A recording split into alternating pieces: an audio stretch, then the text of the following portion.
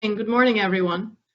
We're excited to welcome everyone to the panel discussion on climate action and business leadership in Georgia, moderated by Dean Maryam Alavi. And this is the first of a 4-event sequence for the launch of the Drawdown Georgia Business Compact, which is the first regional business compact in the US focused on climate action, something that we're very proud of. So my name is Beril Toktay, and I'm the faculty director of the Ray C. Anderson Center for Sustainable Business. I'm joined here by my colleague Michael Oxman, who's the managing director of the center, to welcome you and to give a bit of introduction background before handing over to Dean Alavi. Our center is nested in the Scheller College of Business at Georgia Tech, and our mission is to empower the leaders of tomorrow to create sustainable businesses and communities. Or to put it more pointedly, to educate and to inspire the Ray C. Andersons of tomorrow. We do this through our nationally recognized sustainability curriculum, our award-winning co-curricular student activities, through the cutting-edge research developed by our affiliated faculty, and last but not least, by closely partnering with the business community. The Drawdown Georgia Business Compact we're launching today is going to work across all of these channels, and we're very excited about that broad engagement that we're anticipating.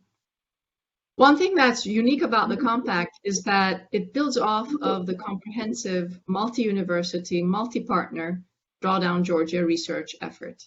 This work, which lasted about 1.5 years, identified 20 high-impact carbon mitigation solutions for the state. And you can learn more about these by visiting either the Drawdown Georgia Research Portal or the Drawdown Georgia website. And both of these sites can be reached through the Compact website that is linked in the chat. The research effort is continuing with a focus on solution activation and the creation of a statewide carbon emissions dashboard in parallel with the launch of the compact.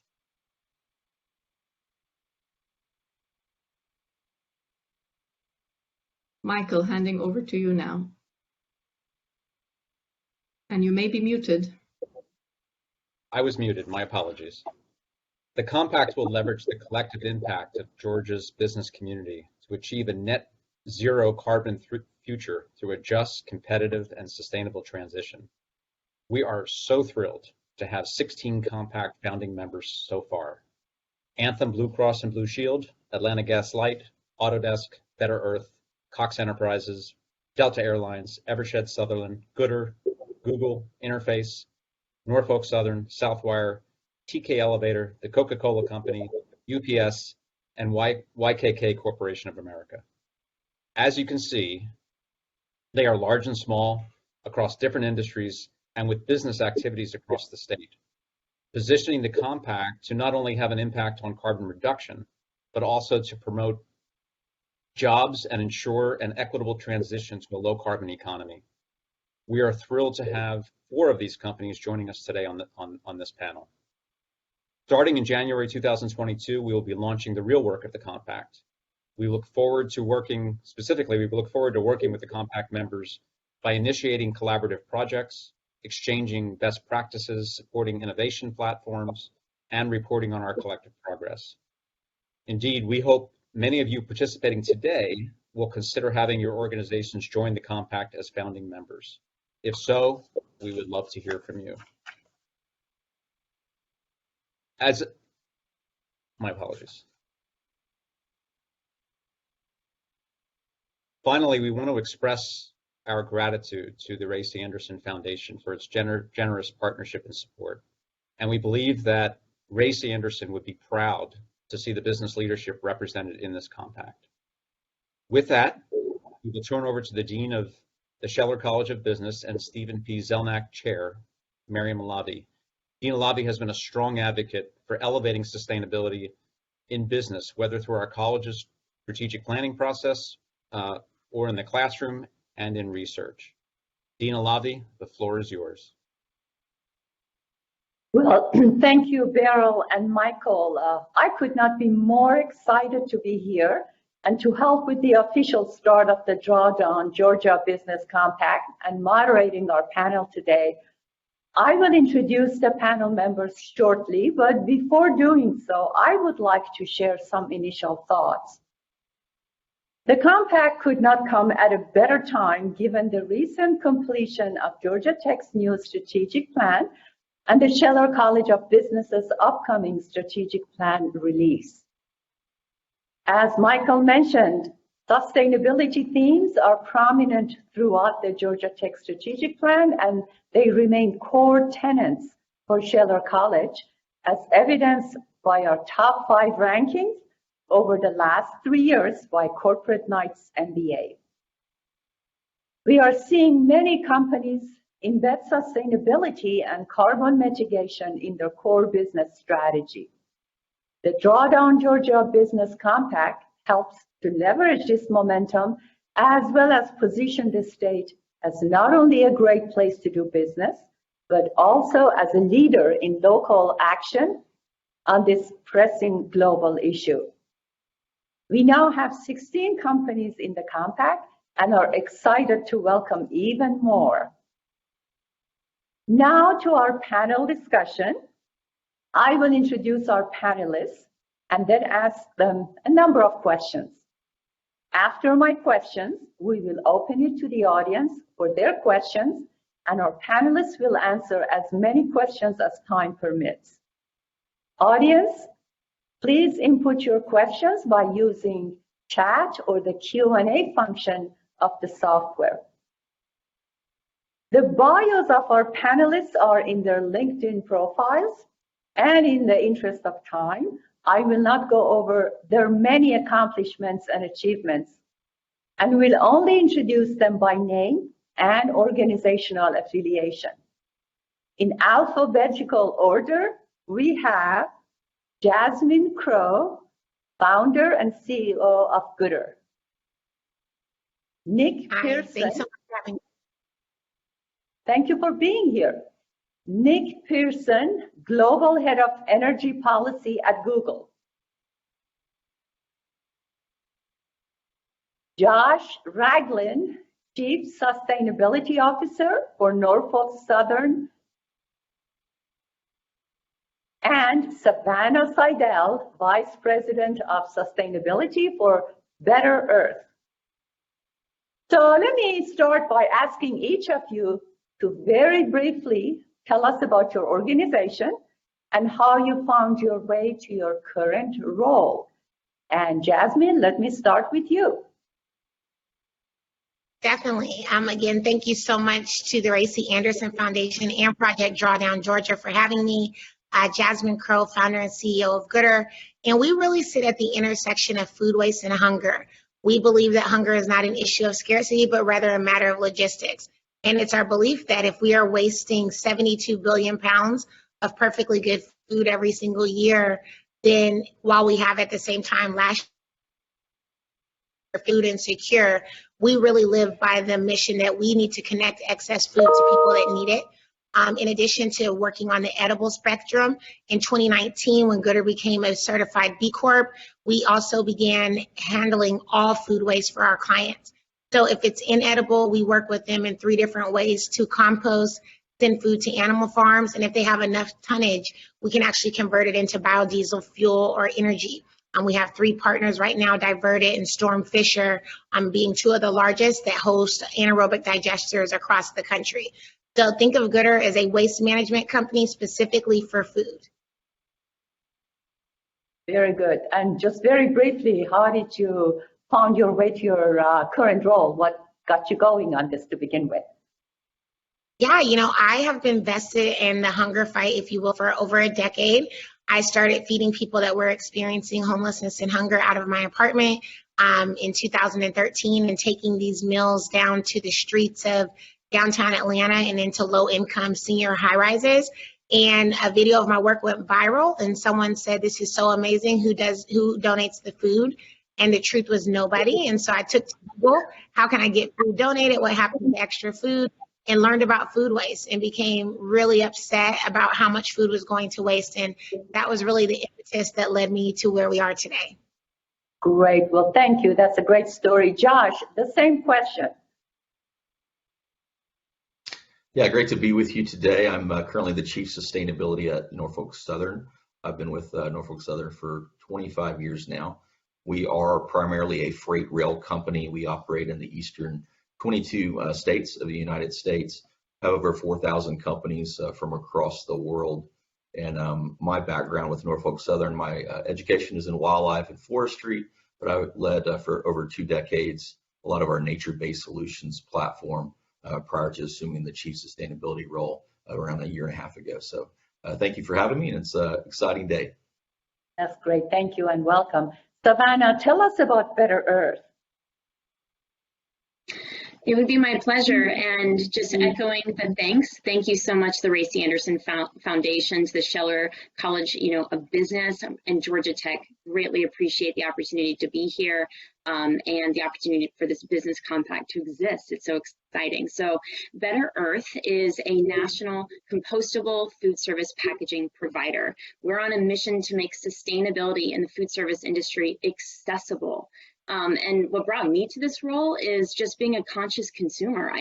Packaging is really, really personal for all of us. We all buy things, we all order things, we all get things, right? And I think we've often found packaging as this unfortunate necessity, but it doesn't have to be that way. And what's beautiful about being in this space is the opportunity to have an impact at scale. I mean, if you take one small bakery in Atlanta, they could serve 700,000 slices of cake to go per year. That means if you convert them over to plant-based compostable packaging that is composted, converting 700,000 units of single-use plastic away from our landfills, rivers, and streams, and the microplastics that can poison us. So it's incredibly empowering and motivating work, and it's a very dynamic field. So excited to be in it and excited to be here with all of you.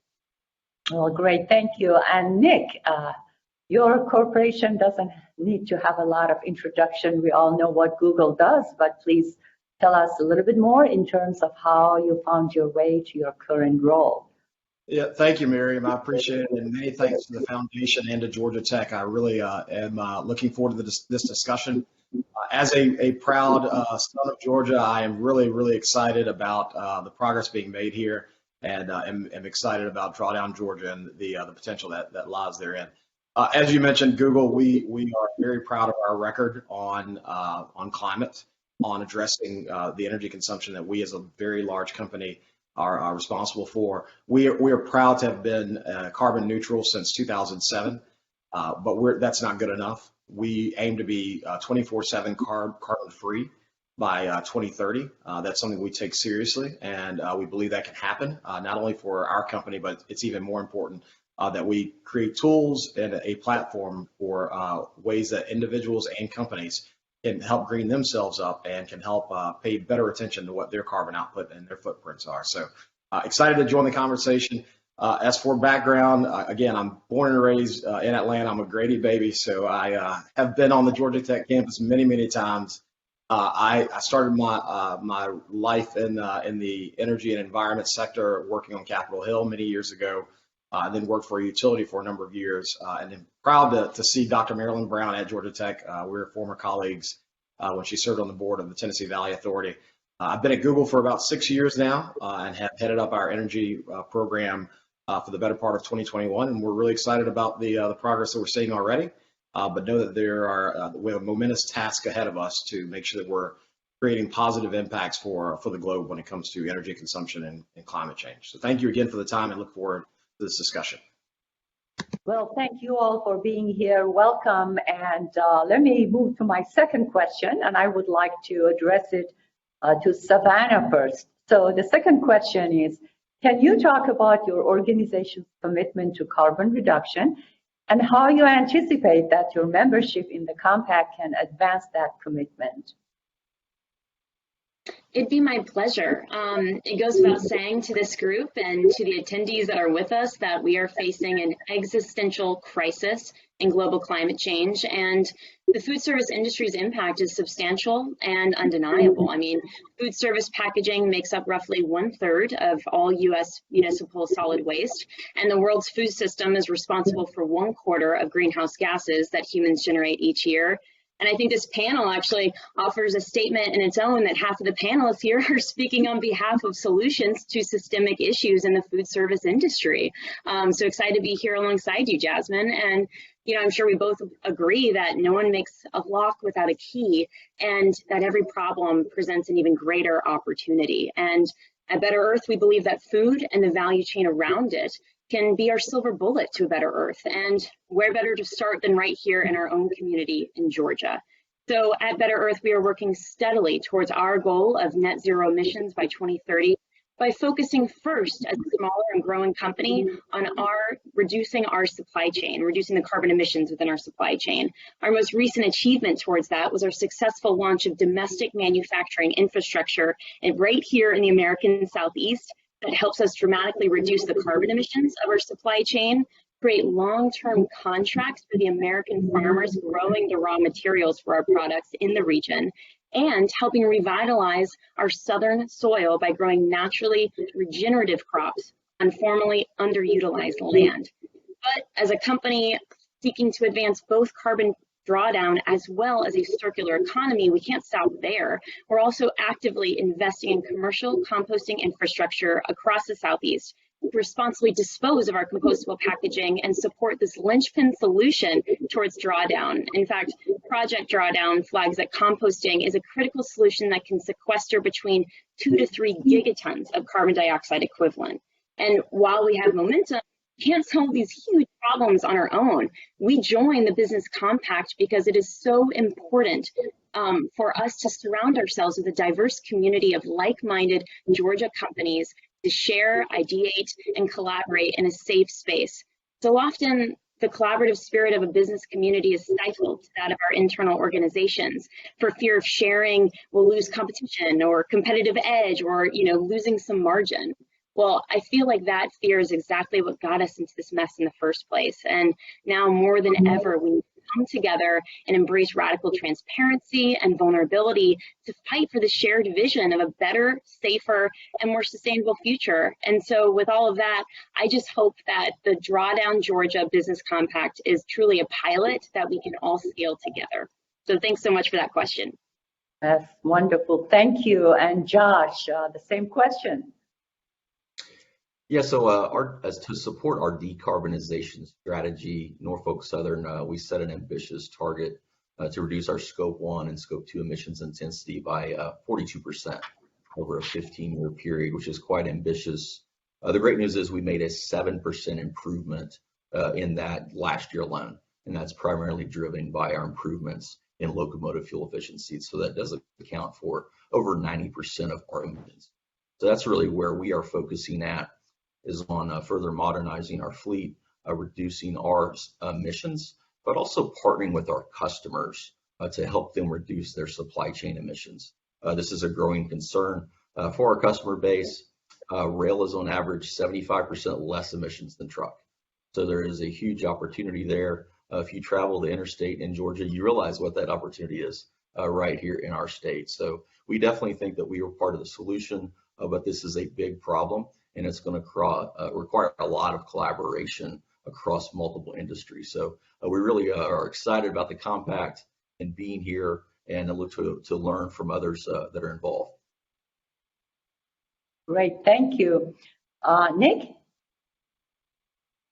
Thanks, Maryam. We're so excited about the compact, primarily for a number of reasons, but the collaboration piece is, we at Google, we consume about 19 terawatt hours of energy globally every year. That's a lot. And we have aggressive objectives that we put in place for 2030 on how we want to make sure that we are being accountable to our consumers, to our employees, to our users, to our customers, on making sure that our products are serving in the best way they can, but also that we're being accountable to the environment that we're surrounded by. And one of the things I love about Drawdown is that this is going to create a platform for collaboration. We've learned a lot of things through our 3 decades of trying to address our footprint at the company. Those are things that we can share with other companies. Those are things that we've planned that we share with our users. But there's more that we can learn as well. We don't know everything by any means. we aren't the sort of the holders of knowledge on how to address these issues. And so that's part of what I love about Drawdown is just the opportunity to meet with other companies of varying sizes that have found new solutions that that can help address what, as Savannah said, this is a very serious issue, and now is well past the time that we need to make sure that we're doing putting forth our full effort in addressing the dire climate issues that we're seeing around the world. So not only the collaboration, but also innovation. We can't get there doing what we've done already. We've got to find new tools, new ways to address climate change through carbon-free tools, through carbon-free supplies. That's something that we are proud of. We're glad to see that the federal government is stepping its game up as well, and that they are passing bills that are focusing on research and development, and that are key to finding the next ways to power our homes, to power our businesses, our cars, transportation. So we look forward to partnering not only with other companies and with the governments, but also with our users and with the American people and people of Georgia to help address these issues. Great, thank you. Jasmine. Oh, I think we might have, okay, well, I'm sure she's gonna get back on, so I'm gonna move on to the next question. You started to talk about this compact as a model for, or platform for collaboration and technology innovation in the region. Are there any specific examples or projects that may come to mind that you think could really benefit from collaboration and technology innovation through compact? Was that for me, Maryam? For anybody. This is a big question. Well, since I'm unmuted, I'll go first. I think Georgia is really key and is a true test bed for how we can address these issues. I mean, if you look just a couple of hours east of Atlanta, you can see the Plant Vogtle, which will be the newest nuclear plant brought online in the U.S. That's a form of carbon-free energy. That's something that we support. It's great, and we're hopeful that will come on soon. But we also think that it's important to look down the road. What's coming next? Is it small modular reactors? Are they advanced nuclear? Is it geothermal? There are lots of different options that are out there, and what we are really focused on is providing funding, providing research and development know-how, our brain power as a company, our employees' experience throughout the tech sector and other parts of the economy that we're involved in to find where the next solution is going to be for how to address this serious issue. So I think that's the key piece is, as we have those discussions with other companies, as we have these discussions with smart folks like, the employees, the professors, the students at Georgia Tech, it really is a prime time and a prime opportunity to and I hate to use the old adage, but really skating to where the puck is going, as opposed to just relying on what we've done for years up to this point. Very good. I see Jasmine is back. So Jasmine, we wanted you to have an opportunity to respond to the previous question, which had to do with talking about your organization's commitment to carbon reduction and how you anticipate that your membership in the compact can advance that particular commitment. Yes, thanks. Sorry about that. It just said my network connection was lost. So I think one of the biggest things that we think about carbon here at Goodr is it starts in the house. So if you ever come and visit us, which I welcome you all to, you're going to see that we have probably like 8 different receptacles here. I don't know if Jill Wu from our team is here, but she literally goes through the trash. If anything is ever in the wrong area, you best believe a message goes out in our Teams chat or Slack, like who put this here? And it really does start with how we operate as individuals, which comes into our company. So we compost here, we recycle here, we take styrofoam and even recycle it, and we try not to use those things in the facility. I think another big thing about how we work with Goodr is when we divert food waste from our businesses, we've built a nationwide nonprofit network which actually matches that food with a nonprofit within a very close radius. What we see is all of our donation deliveries of this food always make us either carbon neutral or carbon negative, because we're not driving past 30 different organizations to get to one. We're connecting really closely and really efficiently. I think being part of this collaborative is going to help. I think it's just like when we became a B Corp in 2019. These are the things that you do to stand on what your business believes in. And by joining this collaborative, not only Goodr, but all of the other 15 companies that took this initiative, we're stating and we're going to be doing in our actions that we are committed to these sustainable development goals. And I would also say that with Goodr, we don't even look at the 2030 goals. We always think like, what can we do today? Because sometimes 2030 seems so far away and we think we have time. And the reality is we only have one planet. It's deteriorating every single day. And it is about what we do today that will actually make the future better for all of us. And so we like to think right now and not so much 9 years in advance. And I encourage others to do that as well. Very good. So let me now, thank you. Let me now go back to the question that we started on, and Nick gave us very specific examples and ways and ideas about how Compact can be used as a model or platform for collaboration and technology innovations in the region. So let me just see if there's anybody else that would like to come up with ideas and suggestions and specific examples in this area.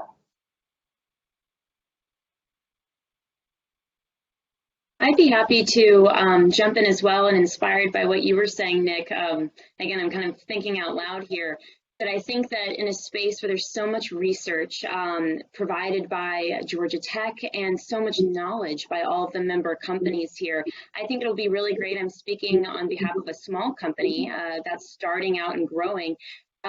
Best practices and ideas that have been learned through others around engaging third parties that we often have to work with in order to support shipping and in order to support supply chain. So those scope 2 and 3 emissions, how we begin to engage with that, because with smaller companies, those third parties are so much a part of our kind of running ship. So in terms of our carbon emissions, they are so much a part of it. So how do we get them to participate? I think those will be really fun conversations to have and to explore as part of the business compact. Okay, so anybody else wants to, this is what I call cold calling, right? Again, years of teaching and all of that. So it's now, so anybody else wants to contribute or give other examples? That would be great. If not, we can move to the next question. I would just say along the same lines of what Savannah was sharing there is how do we put more tools in our customers' hands, consumers' hands, businesses' hands to make good decisions around their supply chain. So that's part of our goal, is creating the platforms that customers can actually see their emissions for their shipments and also understand the impacts of decisions when they analyze modal shift. So we're launching a number of digital platforms to help our customers do that, along with the digital tools we put in the hands of our customers, our employees. Technology is part of our plan to not only improve efficiency, safety, but sustainability. And so it's key, and it's part of our strategic plan going forward. Very good. Any other comments? If not, I'm ready to move to the next question. Okay, move on. All right. So in the introduction, each of you gave an overview of your company, the kind of activities that you're engaged in. So what I want to do is provide you with opportunities to give other type of specific company-related examples and ideas that you may have to share. Anyone? I'll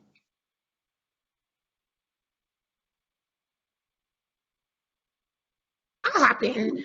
Definitely want to bring you guys an idea of what we're seeing with our work with the Atlanta Hartsfield-Jackson Airport.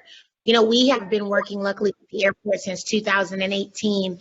And one of the things, as you guys all know, jets and airplanes are huge carbon emitters, right? We know this. And so when I started speaking to the airport about working with Goodr, that was kind of the vantage point that I came in, is that you're putting out so much carbon, let's capture some of this back. And one of the things that we did is it's a lot about education, and I want us all to realize that where we're going isn't going to happen overnight. Being part of this collaborative and making these pledges is super important, but we do have to educate a lot of people. And so one of the things that we had to do is do a sustainable food court initiative. And what that meant is that we got all of the food court, every single concessionaire, to convert into compostable materials. And let me tell you, it was really hard because for some of those concessionaires, the compostable materials were a little bit more expensive. And you have to show them like, okay, here's the ROI. You may not see it directly on your bottom line, but the environment sees it, and it's a couple of cents more. And so really kind of educating people when we can, I think is important. So one of the services that Goodr offers is we do trash talking. And so you can hire us. We go out to different customers, and we literally stand by trash cans, by compost bins, by recycle bins, and we educate everyday people about what happens when something that is able to be composted or able to be recycled goes into a landfill bin. And we let them know, like, do you know how long plastic stays around? Diapers never disposed, like letting people know these kind of things. A lot of times it's just about education, and we've had that opportunity on so many occasions to do that in the world's busiest airport where millions of passengers are going through every day, because we can make all the pledges that we want, but as Josh said, how do we actually empower our customers to join us in this journey? And a lot of that is education, and so we need to bring that to the fold as we go out and about this mission. We can't do it by ourselves. That's great. Thank you so much. And now I'm going to ask the same question from all of you. So my next question is, in addition to carbon reduction, the compact is also very focused on ensuring that beyond carbon, issues such as equity are front and center. Given increasing corporate focus on equity, how can the compact advance impact on this area as well as your own organizational goals? So let me start by going to Savannah first. Sure, it'd be my pleasure, and appreciate the question. I think that goes back to just how authentic this initiative is to Georgia and to the Georgia community, because this is such an important value for us here in the state and should be an important value and part of any climate action conversation. You know, at Better Earth, we're proud, going back to what Jasmine was saying, we're starting at home, starting with your team and where you are. We are proud to be located in Clarkston, Georgia, which is known as the most diverse square mile in the United States. And we're also proud in an industry that skews a certain way to have 75% of our team, and when I say industry, I'm talking about the packaging manufacturing industry, 75% of our team made up of women or underrepresented populations, something that we take a lot of pride in. But it's a journey, and going back to collaboration, I'm really excited not just to share where we're at, but also learning through the compact what we can do to continue to support diversity, equity, inclusion, and most importantly, environmental justice, and learn those best practices from others. Thank you so much. And I'm going to ask the three of you who have not responded, literally take a minute, no longer than a minute, to provide your answers, please. Nick? I would just say, Maryam, that it's no surprise that a lot of our facilities throughout the state of Georgia are in areas of lower income communities, minority communities. So our focus in those areas is really what can we do to improve air quality, for public health benefits. We've had a lot of great examples here in the state of Georgia on our eco locomotives, our public-private partnerships there that reduce emissions, up to 75%. We're also partnering on overhead cranes to reduce the emissions of those. So anything that we can do to provide cleaner air, it's also going to be less noise for the communities that we operate. We really see that's key going forward as part of our, decarbonization strategy, particularly in urban areas. Excellent. Nick, 1 minute. Yeah, I'll take a minute. For us, it's sort of a two-pronged approach. Number one, through job creation. We at Google, we have made a commitment to expanding our offices in areas where we know there are more diverse candidates. Atlanta is one of our hubs, along with Washington, D.C., Chicago, and New York City, where we're growing by leaps and bounds, and we're hiring, and our workforce is going to reflect the communities where we're based, including our Atlanta office right in Midtown off of West Peachtree. It's important that, because we are a company that has seen some success, we like to create jobs. We need more talent. But that's not the only way that we can have a positive impact when it comes to equity.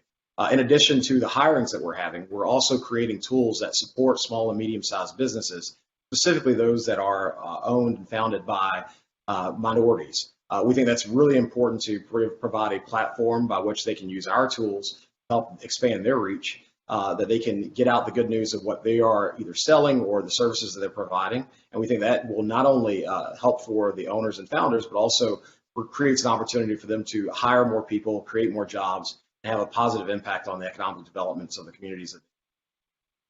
Excellent. Well, thank you, Nick. I drive by Google office in Midtown Atlanta anytime I come to campus.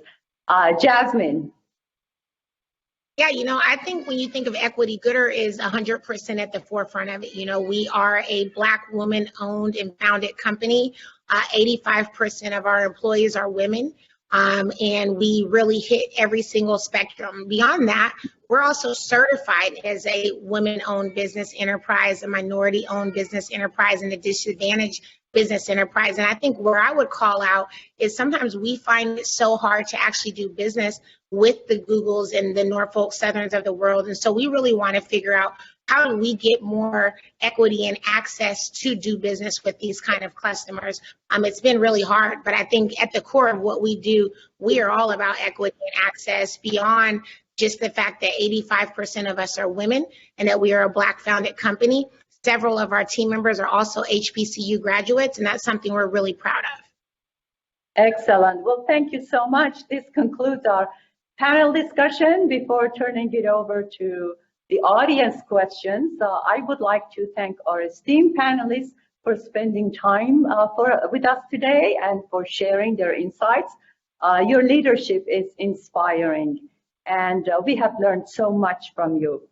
You have provided many invaluable insights for the students, professionals, and executives who are attending this session. My sincere thanks to Beryl Takte, Professor Beryl Takte, and Michael Oxman, and the amazing team of Racy Anderson for the great work that they do and for their many contributions to this significant topic of our time. So let me now turn it for the audience questions. Thank you, Maryam, and we couldn't be doing all of this without your support and the Scheller College's excellent and committed staff. So we'd like to give our thanks to you and our shout out to all the staff. And to the center staff, I noticed a shout out to David Eady. He's been tirelessly taking the flag forward, as has the rest of our team. So thanks, everyone. So you can drop your questions in the chat, and we'll take it and share them with the panelists. So please keep them coming, fast and furious, and perhaps even challenging questions. So first of all, we have a kind of affirmation of the work that you're all doing on food waste. A point that said, I read that 1/3 of all food in the US is thrown away. Very depressing statistics. That still happens when we have the ability to redistribute it to others in need. So thank you for the work that you're doing. And that's from Ross Maiwand. Elba is leading with a question. Says, put your 2022 hat on. Can you share the first sustainability action that you will be focused on moving forward in 2022?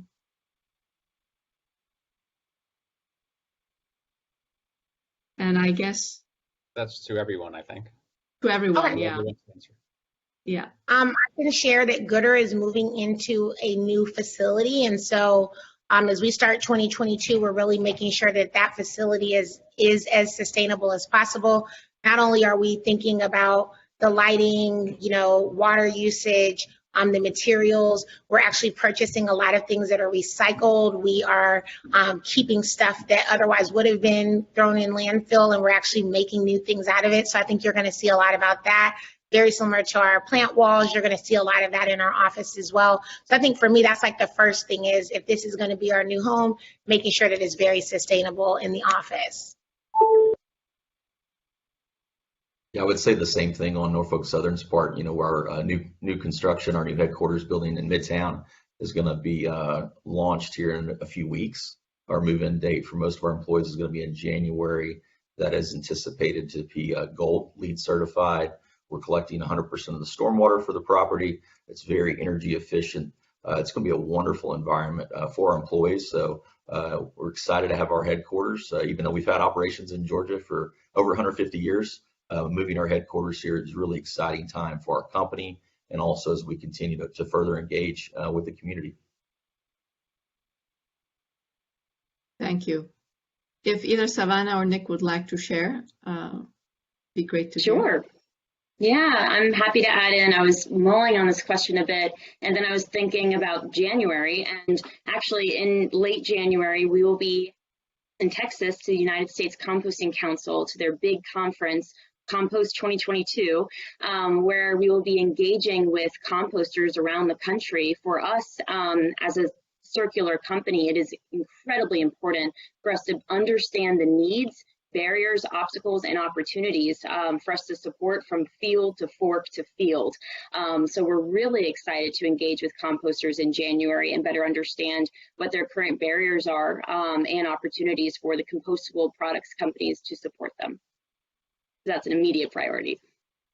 Thank you. And I'll go very quickly. I agree with everything that my fellow panelists have said, but I would really emphasize what Jasmine has pointed out, that we can't look too far down the road. We have to focus on now, and while 2022, we've got goals and plans in place, we're operating now. And part of that is, sharing the stories of what we're learning in the field, both at our data centers, at our campuses that we've got globally. But we're going to COP26 in Glasgow, and we are encouraging and imploring our global world leaders to step their games up as well, and to improve and put in place policies and laws that are going to make a positive impact on the climate. And that's something that we're doing now, and that we're focusing on engaging even more so going forward into 2022, because we think that's the key piece. Is it's important that we have technology and innovations that are making it easier to green up the global footprint, but it's also important to make sure that we have rules and regulation and laws that help encourage and help set guideposts. That's something that we're focused on now, and we'll be focused on in 2022 as well. Yeah, and what you're saying is so important about what is it that companies that are leading in this space are lobbying for at multiple levels of government. So you said that this is your call to world leaders. Can you share some specific ways in which you're engaging in the U.S. to move the regulatory landscape to be more conducive to innovations and technologies being adopted? Yeah, more than happy to. I won't belabor the point, but I will say that we have been working with the administration on their 24/7 carbon-free goal. That we are hoping that they are going to sign an executive order putting this in place in the next few months. We've been providing insights on what we've seen at Google and in our pursuit of our goal, but also how it can be spread to the federal government around the country. We think that's an important part. We're having those conversations with the Biden administration. They've been good conversations, but what really boils down to is when the rubber meets the road. We've supported the climate provisions in the current legislative packages that are before Congress right now, the Build Back Better plan, the clean energy tax breaks, which we think are very, very key for those producers that are out there and that are supplying a significant amount of these sources that companies like ours use. So we want to see this happening. We've put our government affairs folks out to go and advocate for these bills and for these provisions, and we are hopeful that that Congress will make it happen and get this done and get it across the finish line in short fashion. So there's lots of audience questions.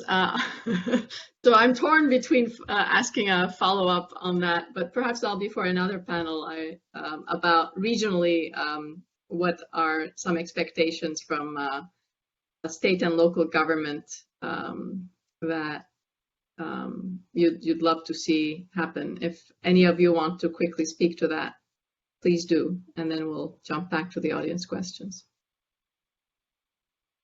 Well, I'll just add in that I think there's a lot of opportunity in legislation around packaging on the regional and city level. That's actually where things have been incredibly dynamic. You're seeing single-use plastics bans growing exponentially in cities across the country. And you're also seeing from a statewide basis, packaging labeling bills, as well as extended producer responsibility bills around the country. And so packaging and all of this legislation, it's really just coming to the forefront. I think there's still a lot that all of us are going to continue to learn through this space. And just to that end, I think this Drawdown Compact is going to be such an exciting space for us to share what we're learning in our different verticals, learn from each other as we're continuing to grow within these spaces. So I'm going to continue to be tracking that within the local and statewide legislative landscape. Thank you. Michael, over to you for continuing the questions. Oh, okay. I was just really going to quickly add on to what Savannah said. We are seeing a lot of legislation in other states around food waste. In California, January 2022, SB 1383 goes into effect, which actually fines businesses for not donating edible food to people in need and diverting up to 75% of their food waste. I do think if you were looking at a pie chart of food waste, 70% of food waste is still being wasted. About 27% will be recycled in some fashion. And then 2 to 3% is all that gets donated. And I think after coming off of what we all saw in 2020 with people wrapped around in lines for food banks and access to food, I do think legislation to demand that people give edible food to people in need is going to be really paramount. A lot of companies tout prevention. We've prevented this many pounds of food from going to waste, but what it's really about is diversion. Because source reduction is one thing, but if you're still producing and there's still waste, that's something that you've got to be held accountable for. I'm hopeful that the SEC's new law will go into effect at the end of the year that will require public companies to report on their sustainability efforts, and especially food waste and diversion, because as Project Drawdown has already stated, this is one of the #1 things we can do to combat climate change, and I just don't think people are taking it seriously enough. Thanks for sharing that, Jasmine. Thank you, Jasmine. So there's a question here I wanted to address from Molly Samuel. She's asked, can you share specifics on how the businesses will be working together and how you'll track and measure progress towards the net zero goal? And I'm happy to take a quick pass at responding to that and then welcome the responses from our panelists. So as we launch the compact and move into doing the work as a compact, there's several activities that we anticipate moving forward. One is developing collaborative projects that compact participants, or identifying collaborative projects that compact participants can engage in.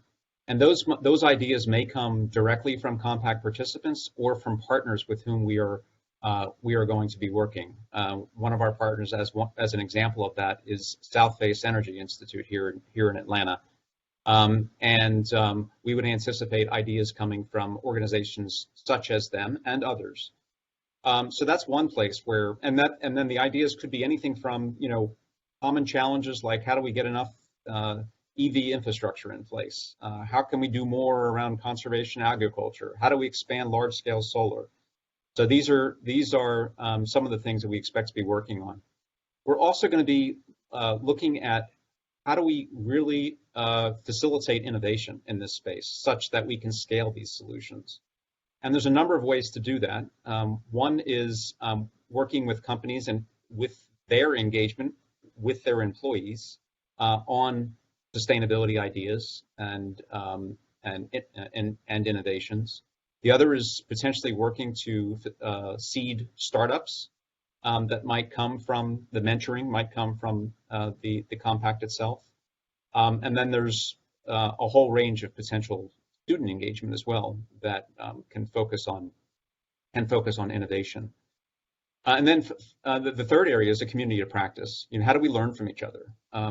We've got a diverse group of companies here that really can complement each other. We work better as a collective. We come from different industries of different sizes, different parts of the state represented. So making sure that we are, in fact, creating a platform for those best practices to be exchanged. And then on the reporting question, this is something that we're, one of the first things we're going to be doing in working with the compact is making sure that we are, in fact, able to measure progress. As a requirement of joining the compact, one of the requirements is to, in fact, agree to report on the activities that in a given year that a company has participated in, including asking companies to participate in at least one collaborative initiative across the compact. And then the specifics of the reporting, we're still working that through, but we recognize that as a really important question. And with that, I'm actually going to transition to another question that came in from Jonathan Siskin, and I'm going to make the panelists answer this one. There seems to be a growing concerns around greenwashing. What are ways the sustainability community can drive accountability and transparency? How do we continue to build trust in creating real impact? I have my opinions, but I think I should stop talking and let you guys talk. Anyone? I'm happy to start because it's something that I think is rampant in the packaging industry. I mean, I don't know about y'all, but I get overwhelmed going to the grocery store, choosing between all of the different natural products, or I've seen words like oxo biodegradable. I don't even know. I mean, it's ridiculous what's happening, and it's scary. And so I think I am excited to share with the compact what we have been learning as we continue to think about and rethink packaging every single day. So hopefully it saves somebody in the compact some time as they're trying to navigate certain decisions for their products or for their companies. Just as an example and as a quick plug for everybody listening in, there are some regulations and structures in place to help combat greenwashing, especially in the packaging space. Never trust when you see the word biodegradable. Do not trust it because it is not legally binding. I'm biodegradable. This computer I'm talking on is biodegradable because there's no sense of bound time. It's only just however long the eons that it'll take for that computer to break down, that would be its time to biodegrade. The term compostable is legally bound and is defined by third-party certifications that require it to compost in a safe way that adds nutrients to our soil in under 90 days. When you see that term, you can know and feel rest assured that that is something that has been under those legal ramifications. So all to say that these are all the different things that we all have to navigate all the time, and it can be very exhausting. So I hope to share what we've been learning with others. I'm sure I have a lot I can continue to learn through other compact members, and hopefully we're able to summarize some of the insights that we're learning that we can then also share publicly to different consumers as well. Thanks, Savannah. I'll step in here just really quickly. I agree with everything that Savannah says, and I feel like I've said this multiple times, but I'll echo what Jasmine said earlier regarding the SEC and the current rules that they're considering. Transparency is so key on this, and it's a key, like it's very, very important that as we collaborate amongst companies, not only are we being honest with ourselves about what we're actually doing, but also like sharing the best practices that we have in place. But again, I think what Jasmine said is spot on. As we see those rules and regulations that are being put in place, that we encourage some real toothiness to it, and that they're actually, you know, we're calling on public companies to do their part, and they aren't just doing it with their words, but more importantly with their actions. Thank you so much for that. Thank you. So I guess we're approaching the wrap up. I just want to highlight a couple of comments from the chat. One is from a student who's asking, will there be opportunities to engage and support this from a non-business perspective? And yes, we will do our best to engage students at the various junctures that will both contribute to their learning and will contribute to the strategy implementation of firms. There's another question from Akisi Stokes saying, have you considered the need for strategies to support potential capacity and cost barriers for small business to comply with carbon neutral initiatives? And I want to highlight that, we as Georgia Tech, we like to say that we have global impact, but it's also so important the local impact that we're having and that we can have. We are an anchor institution and we are taking that seriously. So as we rolled out the concept for this compact, we were very conscious, as Michael said, to try to reach out also to smaller businesses. And over time, we hope that we will have smaller and medium-sized enterprises join and become part of the community of practice, and to reduce their cost and expertise barriers and other challenges. by benefiting from the community of practice and best practices and tools and access to students, etc., that we're creating here. So we do have that as a goal, and we're looking to all of you to help us figure out that strategy. So I guess we can tag team on this closing. We'd like to thank all the panelists and all the participants, with apologies to those questions that we couldn't get to, for your partnership and your engagement. And we invite you to follow us on social media and to join the compact, or to lobby your own organization to join the compact if you have not done so. We'd also like to point out that we have a few events coming up, and I pass over to Michael to close it off with that. Yes, so we would welcome having you back and bringing your friends and family to some planned events. On Tuesday, November 16th from 2 to 3 p.m., we're going to have an event entitled Equitable and Inclusive Innovation for Georgia Climate Action. That'll be moderated by Kay Husbands-Feeling, who is Dean, and Ivan Allen Jr. Chair at the Ivan Allen College of Liberal Arts here at Georgia Tech. And then on Thursday, November 18th from 11 to 12:30, we have a panel called Research to Action, 3 Climate Solutions for Georgia, and that's moderated by Dr. Marilyn Brown, Regents and Brooke Byers Professor of Sustainable Systems, who also served as the lead PI for the Drawdown solution research. And then we do also have a final event that we're pulling together. It'll be a networking and more student-focused event sometime in January that all compact members will be invited to join. And as Beryl said, we invite all of you to, if you're a company and you have an interest in joining the compact, we would certainly welcome having you aboard. And if you're as an individual or other stakeholder, as it were, we welcome your outreach, supporting the compact in any way that you'd like, and we're happy to also engage in those discussions with you. So with that, I think we're exactly on time. I wish we had another hour with these panelists. I want to thank Josh and Savannah and Nick and Jasmine. Your engagement is very much appreciated, and really enjoyed the conversation with you today, and looking forward to more. Thank you all. Thank you so much. Go Braves. Thank you. Yeah, go Braves. Indeed. Thanks, everyone. Thank you.